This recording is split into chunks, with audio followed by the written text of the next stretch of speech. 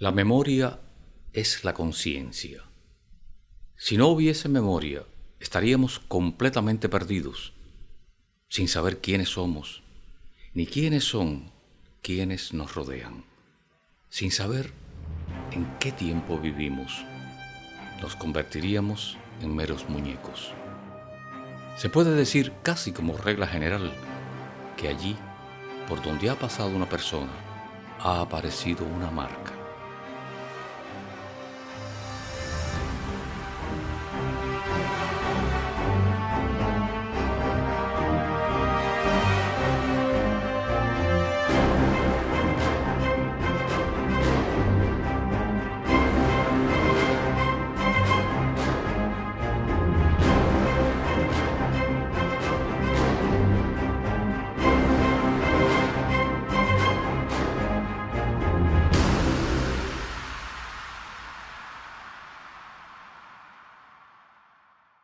Hoy vamos a exhibir en marca Fahrenheit 11.9, un documental realizado en 2018 por Michael Moore, que se enfoca en analizar cómo un individuo de la calaña de Donald Trump pudo hacerse del despacho Oval. No es para menos. Un individuo narcisista, megalómano, misógino, racista y mentiroso patológico. Controló por 4 años el maletín atómico, los más tenebrosos servicios de inteligencia del planeta. De hecho, al concluir su mandato se llevó unos pocos documentos top secret para su mansión en Miami. Y como presidente de Estados Unidos se convirtió en el comandante supremo de la OTAN. Lo ocurrido pudiera sintetizarse en una palabra manejada en los últimos años para representar el mundo al revés en la política: la posverdad, que el diccionario de Oxford define como el fenómeno que se produce cuando los hechos objetivos tienen menos influencia en el condicionamiento de la opinión pública que aquellos que apelan a la emoción y las creencias personales. O sea, estamos en el terreno de la ética, o para ser más exacto, en el terreno de la ausencia de ética. ¿Qué exacerbó ese clima? La conjunción de la crisis financiera de 2008, cuya espiral no ha sido detenida, y la precarización del modo de vida de la clase media anglosajona, como resultado de la orientación neoliberal a buscar la mano de obra más barata, sacando las principales plantas fabriles del territorio de Estados Unidos hacia México, China y los países del tercer mundo.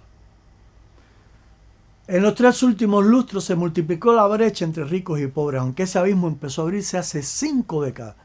De acuerdo con la Rand Corporation, un centro de estudios sociológicos al servicio del Pentágono, en los últimos 47 años en la sociedad estadounidense se redistribuyeron 50.000 millones de dólares de riqueza desde el 90% inferior hasta el 1% de su élite. Bernie Sanders escribió que hace 50 años en las universidades públicas la matrícula era gratuita o prácticamente gratuita. Hoy la educación superior es inasequible para millones de jóvenes y unos 45 millones luchan con la deuda estudiantil. Más de 70 millones de personas no tienen seguro, o su seguro cubre apenas una parte ínfima de los servicios de salud, y a millones más se les dificulta pagar el monto de la atención médica y los fármacos recetados, entre los más caros del mundo. ¿Qué decir del costo de la vivienda? 18 millones de los hogares gastan el 50% o más de sus ingresos en la renta, y en el país más rico del mundo, 600.000 personas no tienen hogar. Los ejecutivos de una corporación ganan 350 veces más que el resto de sus empleados, y 3 multimillonarios, Elon Musk, Jeff Bezos y Richard Branson, poseen más riquezas que la mitad inferior de la nación, es decir, que 160 millones de personas. Esa nutrida franja poblacional se queda cada vez más rezagada y debe procurar 2 salarios o hasta 3 para satisfacer las necesidades que antes cubría con uno solo. En cambio, estos 3 tipos pasean por el espacio en naves cósmicas, adquieren yates de 500 millones de dólares y se construyen mansiones que nada tienen que envidiar a los palacios de las cortes europeas. ¿Cómo se llegó a tal desparpajo? La degradación de los políticos, El imperio de las falsas noticias en los medios de comunicación e internet para movilizar los peores instintos.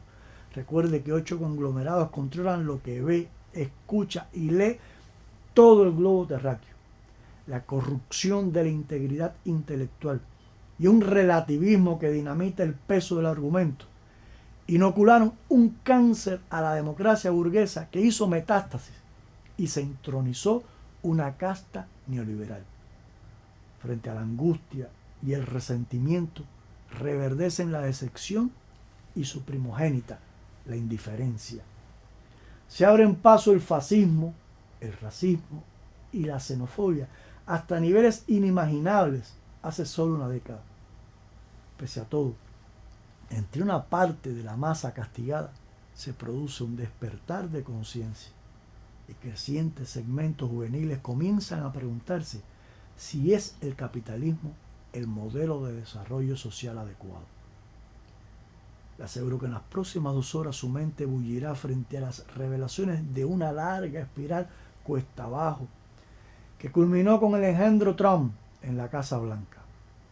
Michael Moore lo hizo de tal manera que le resultará difícil levantarse de su asiento. ¿Sabe qué es lo peor de ver este filme? Tener conciencia de que a este Frankenstein lo suplantó en el despacho oval un anciano decrépito y cínico que nos hace recordar el popular espacio humorístico San Nicolás del Peladero, en el que los viejos politiqueros hacían promesas con una sonrisa en los labios antes de transfigurar su rostro con una mueca.